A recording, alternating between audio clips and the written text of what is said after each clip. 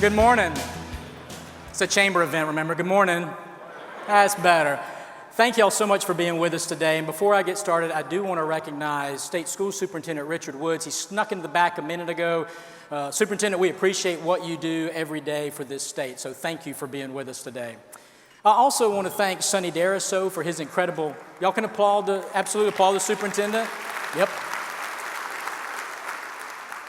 I want to thank Sonny too, not just for his leadership of the chamber this year, but his mentorship of me. And maybe more importantly, Sonny, you've helped improve my quail hunting ability tenfold over the last decade, and I'm really appreciative of that. And also, I want to thank Peter Carter and Delta Airlines for the great job that they do in our state and for Peter's willingness to lead us into this new decade. This new decade is something we've been focused on the chamber for the last 5 years because we know that this will be the most consequential decade in the economic history of this state. And to prepare for that, last year I talked to you about the 8 economic trends that were impacting our state and your business. And this year, building on that theme, we're going to focus on the 10 global trends that will impact your business, your community, and this state. Now, the first one is not news to anyone here. We are in the midst of a rapid urbanization and the impact to rural prosperity. Over the next 20 years, Georgia will add 3 million people. 2.5 million of those will live in Atlanta, Georgia. This chamber is committed to help Atlanta deal with those issues from transit to affordable housing. But at the same time, 80 of our counties in Georgia, our rural counties, will struggle and could lose population. And we are committed to continuing to work with Speaker Ralston, the governor, lieutenant governor, and others to find the best opportunities and to help them grow at the same time. Now, if we're going to welcome all those people to Georgia, we're going to have to care for them. They're also going to have an impact on our environment. And what we're seeing around the world is this growing environmental awareness. Now, this provides opportunities in Georgia. We'll need 30% more water, 40% more energy, 50% more food. Now, that's why this chamber will continue to support conservation. We will continue to support our farmers and foresters, and we will support projects like completing Plant Vogel, which is absolutely vital for our long-term economic success. Just so you know, my power companies sit on the front. We'll spread them out next year. Plant Vogel, though, is just one of the many infrastructure projects that we're going to need so that we can compete with this new infrastructure connectivity that we're seeing around the world. That means that we'll need innovative solutions to bring broadband and 5G to every Georgian, no matter where they live in this state. We'll also need to invest in new healthcare networks, freight and logistics, just so we can stay competitive. Now, that competition, that competitiveness is very important because we are entering a time of intense international competition. That's why this chamber and this state must continue to support the growth of our ports, the growth of Hartsfield-Jackson International Airport. This chamber will continue to lobby in D.C. for fair trade practices, and thank you, Senator Perdue, for what you've been doing on USMCA to get that ball over the goal line. We appreciate that. And we will also focus on policies that continue to make Georgia a welcoming and open destination for talent and tourists alike. Focusing on talent and tourists is very important because we are entering a new economy, as we talked about last year. That's the Internet of Things, AI, Industrial Revolution 4.0. Now, Lieutenant Governor Duncan has thrown down the gauntlet and said he wants Georgia to be known as a state of innovation. In order to do that, we're going to have to improve our patent rates, our investment, public and private, in research, development, and in commercialization. And Lieutenant Governor, we look forward to that partnership and working with you to do that.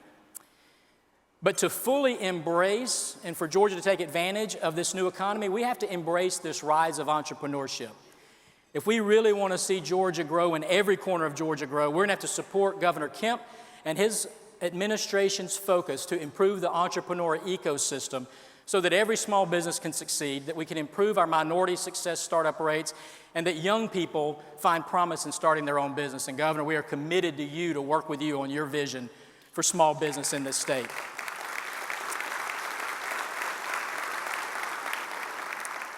Speaking of young people, businesses will be consumed for this next decade with this war for talent and creativity. It will consume everything we do.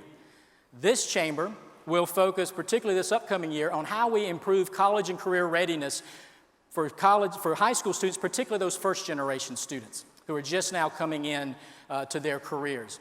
We also need to focus on STEM, lifelong learning, and making sure that young people have skills for jobs that we don't even know what they are yet in this very different new economy. It's also important to realize this new workforce is the most dynamic and diverse that we've ever seen in history of the world. And focusing on this new global trend of intentional inclusion and empowerment is very important. Now, this chamber, your businesses, the state has a rich, rich history of diversity and inclusivity, of bringing everybody to the table and giving everybody the opportunity to grow. We want to do exactly what Peter said, and that's help move people out of poverty and into prosperity. And we look forward to working with everyone in this room to do that in every community in Georgia. We're well placed for that because of our history. I also think we're well placed for the ninth global trend, which is this geopolitical polarization that we're seeing around the world. This from Brexit to this tribalism that we're seeing, I just want to tell you, I think we're above that in Georgia. You know, we are pretty rough during our election years here, like everybody else, but what I've seen is the heart of our elected leaders at the local and state level, at the national level, is when they represent Georgia, they put that aside and they do what's best for Georgia. They believe in our motto of wisdom, justice, and moderation. And so I just want to thank our elected leaders here for doing what's best for Georgia in a bipartisan manner, year in and year out, and that's why we continue to be a great place to do business. We are committed as a business community to working with you and helping you as you move forward.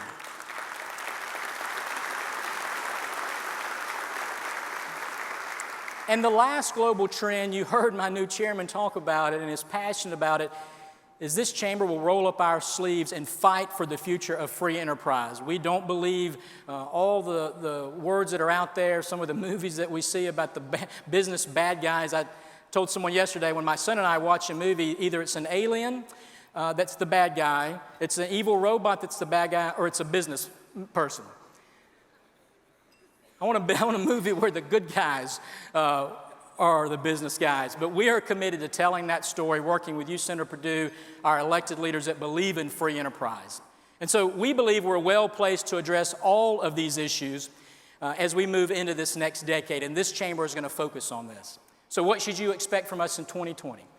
You should expect for us to be very aggressive at the Capitol, working on these 10 issues, as well as the issues that our members and our communities bring before us to lobby for.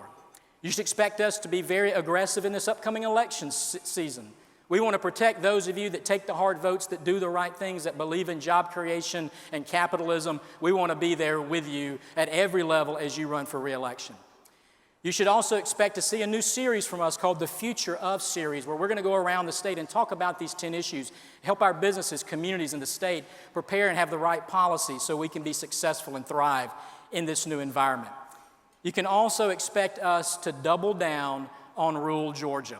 It's where I'm from. It's where so much of my heart is. We're going to continue our Rural Prosperity Summit, but instead of it just being about Georgia this year, it's going to be about the whole entire Southeast United States. We're going to have a new Future of Rural Prosperity Forum in North Georgia and one in East Georgia too. And so we're going to be all over Georgia having that discussion and conversation.